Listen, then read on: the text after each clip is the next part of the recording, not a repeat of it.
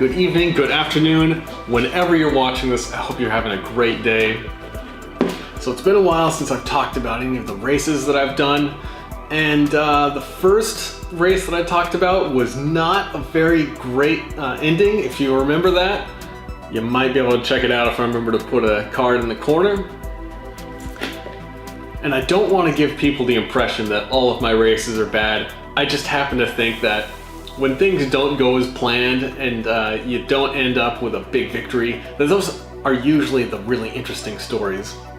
But you know, sometimes everything goes just like you hope it will and you knock it out of the park. 2014 was the year that I really trained super hard to be as good as I could possibly be at the Ironman 70.3 races.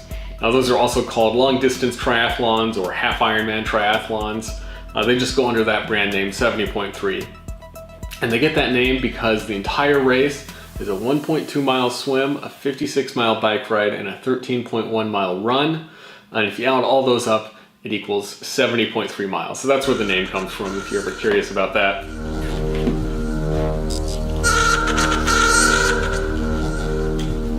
So in 2014, I trained really hard. I made sure that my diet was on point from January to December, and I wanted to be as good as possible at those races.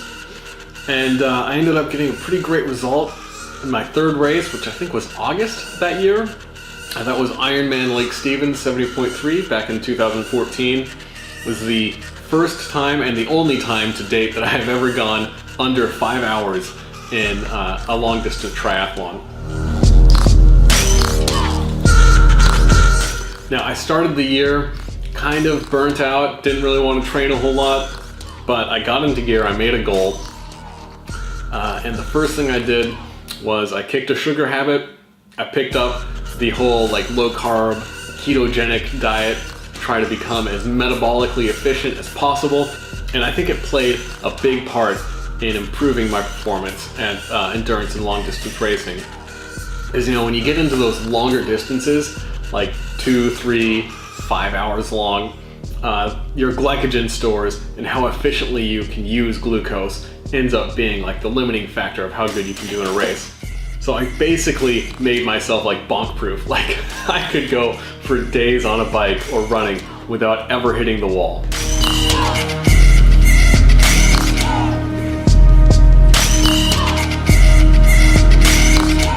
Now before that year, the fastest I had ever gone was about 5.5 hours at an Ironman 70.3 race.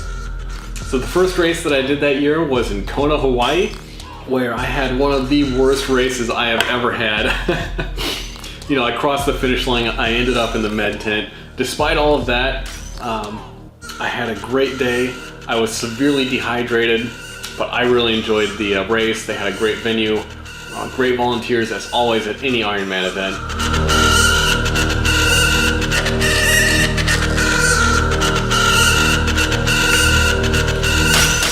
Coming out of that, I changed my training a little bit. My next Ironman 70.3 was a lot better.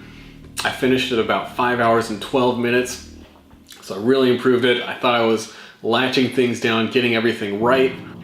So the third race that year came along, and I was like toying with burnout. I was on the edge of just being overtrained and not wanting to do any of it. But I thought, forget it. I signed up for it like months ahead of time. I'm gonna go do it. And I remember waking up that morning, and you have to get up egregiously early for triathlons. I mean like 3, 4 in the morning. It's way too early. But I got up, rolled out of bed, and I was like, I don't want to do this. So I got my stuff together, I got in the car, I was like, I really don't want to drive to Lake Stevens. But you know, I got there, I put on my wetsuit, I was like, I really don't want to get in the water. And at that point, I just figured, screw it, I'm gonna do everything that I can to just see if I can trash my body and see what happens. I'm gonna throw caution to the wind and just go full blast from the starting line.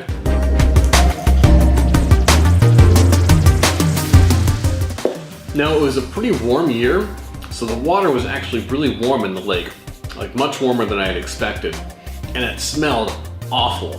I think there was probably some bacteria colonies or something going on, because it smelled like a porta potty. So when we all got in the lake, like, I wanted to get out of there as soon as possible. So I just gunned it from the get-go, swam as hard as I could, and I ended up improving my best swim time by 4 minutes. Came out of the water after 33 minutes. So the second leg of a triathlon is a bike ride, and Lake Stevens is kind of notorious for being a really hilly course.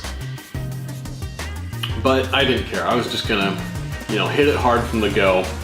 And I popped an entire Vivarin tablet, which is a ton of caffeine, just firing on all cylinders, pushing myself to the absolute limit.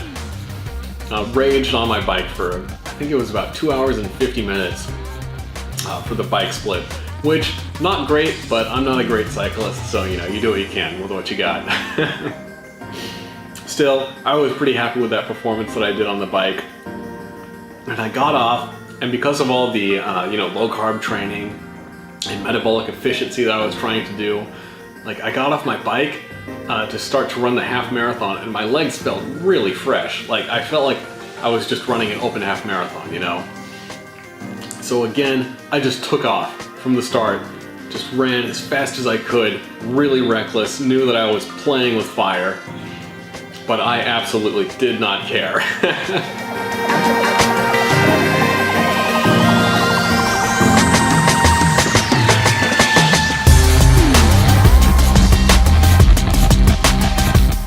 I was running like a demon over this course, like a man possessed, passing people left and right. Everybody's flying past me.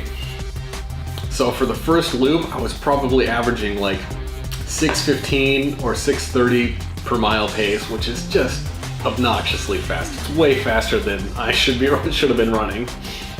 And I remember turning a corner and seeing this woman running in front of me who was, running almost as fast as me, but not quite. So I kind of edged past her really slowly. She was running really fast too. As I was going by, I looked down at her bib to see what her number was. And, most participants, like, I was just an age grouper, so my number was, 1,355 or something like that. I don't know what my number was, but, it was a 4-digit number. And when I looked down at this woman's bib, first of all, it was a different color than mine, and her number was like 23. And I realized that she was a professional athlete, and I thought it was pretty cool that I was passing a professional athlete on the run course. So, I turn the corner and I run up this hill, like, I can hear my heart pounding in my ears. All I can hear is my footsteps and my breathing, and then I realized that I kind of heard like this echo of my breath. And I didn't really know what was going on, and I glanced over my shoulder, and that woman was like right there, like right behind me. kind of scared me, it kind of surprised me a little bit to see her just like tailing right behind me. It ended up that she was pacing off of me and trying to catch a little bit of draft, trying to like run right behind me to make it a little bit easier for her. And I realized that as a professional triathlete, she was probably on her second lap while I was on my first. So as we were approaching the finish line for her, we got to talking, and both of us are just running with this horrible running form, just trying to keep moving, breathing super hard, like giving each other compliments like, "You're doing great!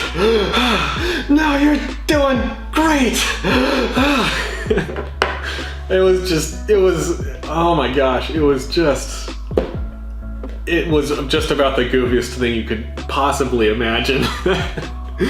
Oh, so she turned off, ran off to the finish line, and she probably finished, I don't know, 40 minutes, half an hour faster than me or something. And I went off to my second loop, and by this time, I was pretty tired. Like, I was about ready to be done, I'll admit. But I did my best. I, made sure I was really topped up on caffeine and liquids and energy gels and everything, and I just did my best, emptied the tank. And when I came around to the finish line on my second lap, so I was approaching the finish line, I remember looking at the race clock that was right above the finishing chute, and it said that the time was like 4:59:35 or something. I was like, oh my god, I might be able to break 5 hours. So I just dropped the hammer and booked it as fast as I could for those last 200 feet.